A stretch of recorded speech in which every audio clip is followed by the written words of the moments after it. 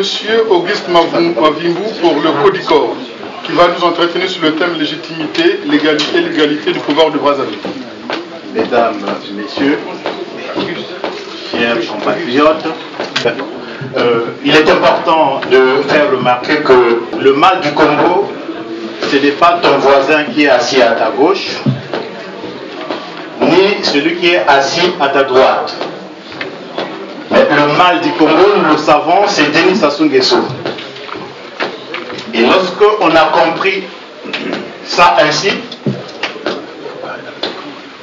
je pense qu'on n'a pas à s'invectiver parce que au mois de mai, nous avons été invités à Lyon, évidemment par les amis de Lyon.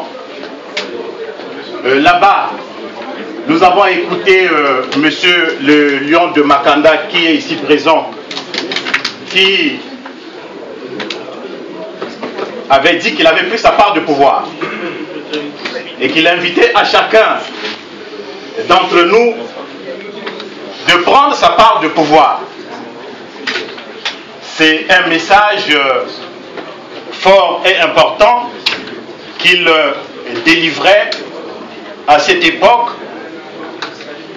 que j'avais perçu comme étant une invite à la responsabilité de chacun d'entre nous. C'est un message important que je considérais comme étant un appel à la prise de conscience de chacun d'entre nous, un appel au sens de l'engagement de chacun d'entre nous.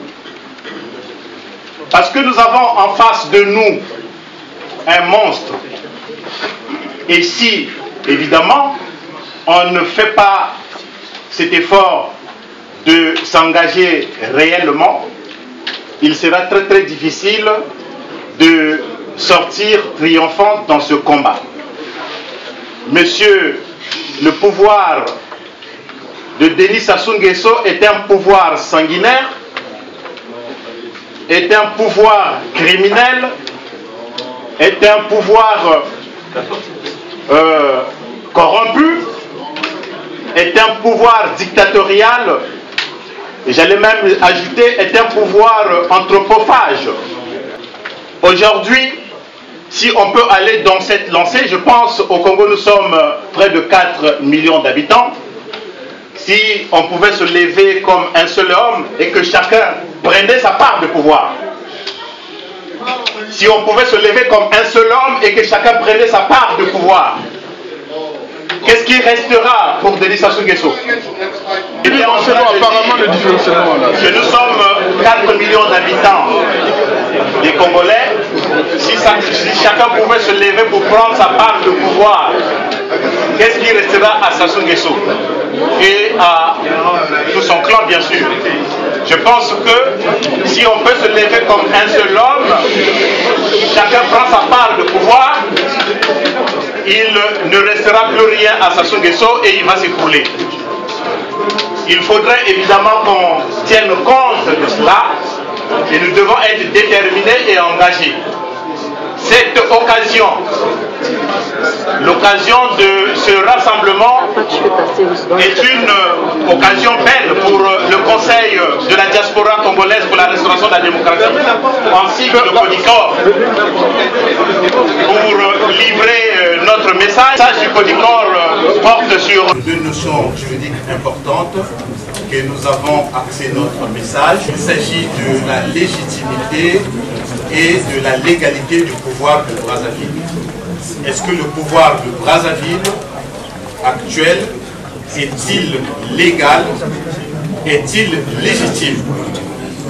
En ce qui concerne la légitimité du pouvoir repose sur l'intérêt et le sentiment de la nation. Elle a pour fondement le peuple. La légitimité du pouvoir s'apprécie donc en fonction de la confiance,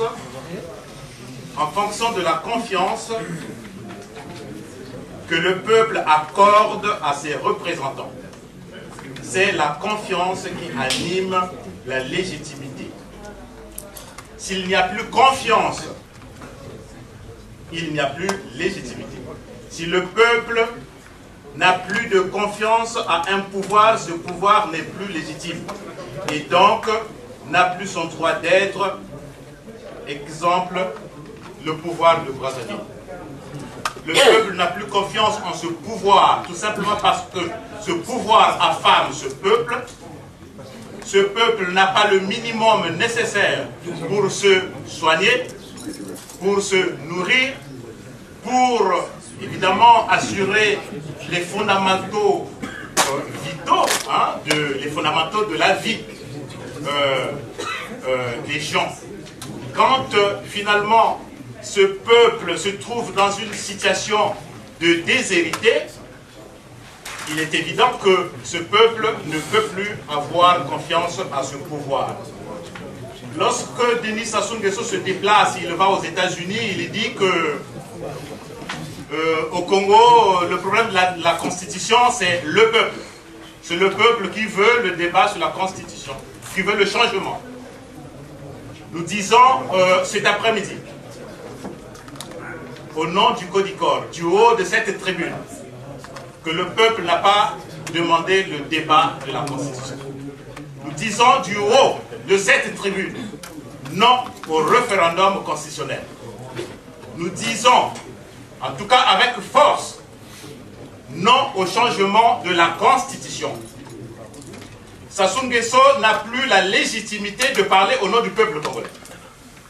Chaque fois qu'il se déplace, lorsqu'il veut utiliser le nom du peuple congolais, nous devons protester. Et c'est ce que, évidemment, nous faisons cet après-midi, ici. Sassou Nguesso en a abusé avec ce peuple. Et il doit, ce que le peuple lui demande, c'est commencer tout simplement à arranger ses petites affaires pour qu'en 2016, qu'il puisse partir sans pour autant qu'il nous dise « Non, j'avais oublié un livre dans mes tiroirs ». Il doit déjà commencer à arranger ses effets parce que le temps est proche et il doit partir. Le pouvoir, un pouvoir légitime est toujours un pouvoir légal. Ainsi donc, la légalité est la qualité de ce qui est conforme à la loi. Pour que la légalité soit tenue pour juste, il faut que les autorités politiques administratives posent des actes conformes aux règles de droit préétablies, qu'elles soient d'origine constitutionnelle, législative, réglementaire ou jurisprudentielle. Nous constatons que le président Denis Sassou Nguesso ne respecte pas les textes juridiques, même lorsque ces textes sont taillés sur mesure. Il a sa propre constitution qu'il ne veut plus respecter parce qu'il demande à ce qu'on modifie ou on change cette constitution pour se donner un mandat supplémentaire. Et un tel personnage à la tête du Congo qui ne respecte pas son mandat, plutôt ses textes juridiques, la preuve, il n'a jamais déclaré ses biens tellement qu'il en a, il ne sait pas par où commencer. Et je ne sais pas comment est-ce qu'il a fait pour les avoir, tout ça. Je pense que lorsque on a tous ces éléments, il nous reste simplement à dire Sassou, dégage.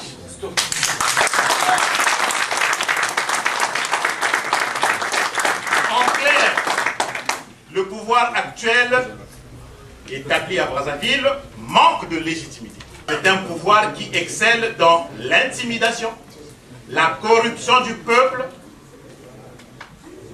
C'est ici l'occasion pour nous d'interpeller la communauté internationale du danger que court le peuple congolais si jamais Denis Sassou Nguesso venait à se maintenir de force au pouvoir au-delà de 2016. Dans cette salle, je pense qu'il y a des journalistes.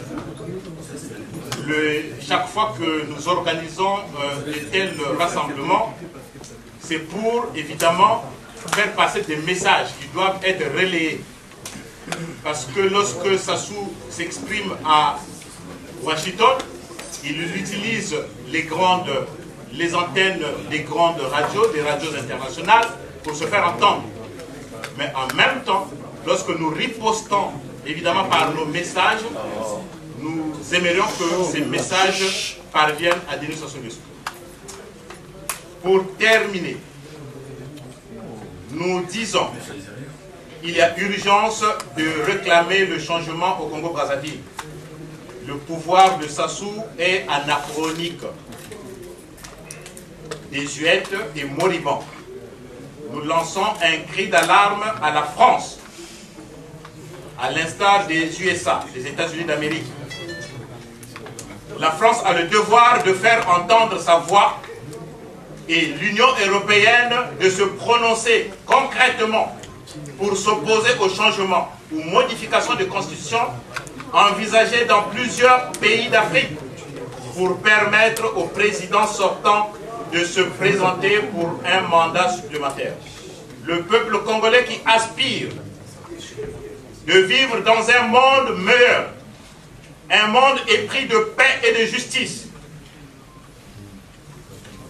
veut que Denis Sassou Nguesso quitte pour que nous puissions rebâtir de nouveau. Je conclus. Nous en appelons de tout notre vœu à une nouvelle génération d'hommes politiques dignes de confiance et d'efficacité, capables d'agir pour le bien de la nation, une génération d'hommes politiques respectueuses de la personne humaine. Bonjour chers frères et sœurs. Donc, je suis Blandine de la RDC. Si je me présente aujourd'hui devant vous, j'ai entendu tout ce que nos frères et sœurs ont dit ici. Effectivement, le point commun entre nous, c'est que nous sommes tous des Congolais. Donc on porte tous la même origine. Le deuxième point commun, c'est qu'on vit tous sous l'emprise des hommes la loi. Donc je ne sais pas si aujourd'hui les Occidentaux qui soutiennent ces hommes peuvent dire qu'ils soutiennent des hommes qui sont dans la démocratie, comme on voit ici en France, ou qu'on voit en Belgique, ou en Europe, ou aux États-Unis, ou s'ils soutiennent un peuple qui est malheureux et qui vit de rien. Pour venir au vif du sujet, moi je me présente devant vous ici, c'est par rapport aux viols qui sont faits aux femmes en RDC. Vous savez que nous avons plus de 3 millions de femmes violées depuis 1994 à ce jour. Donc ces femmes sont violées non pas comme on viole une femme par un homme, mais par plusieurs hommes par un acte sexuel, mais elles sont carrément détruites intérieurement, c'est-à-dire qu'on introduit des objets, on introduit des bras, excusez-moi, le sexe de l'homme est trop petit, donc on introduit des bras, on introduit des bâtons, on introduit des bouts d'arbres, d'écorce, et l'appareil génital de la femme est totalement détruit. Et aujourd'hui, nous, les femmes congolaises, qui sommes aussi des femmes africaines, nous voulons ensemble, toutes les femmes réunies, pouvoir dire stop, arrêtez de détruire l'appareil génital de la femme. Arrêtez de détruire celle qui porte la vie. Arrêtez de détruire l'humanité. Parce que s'il n'y a plus de vie, il n'y a plus d'humanité.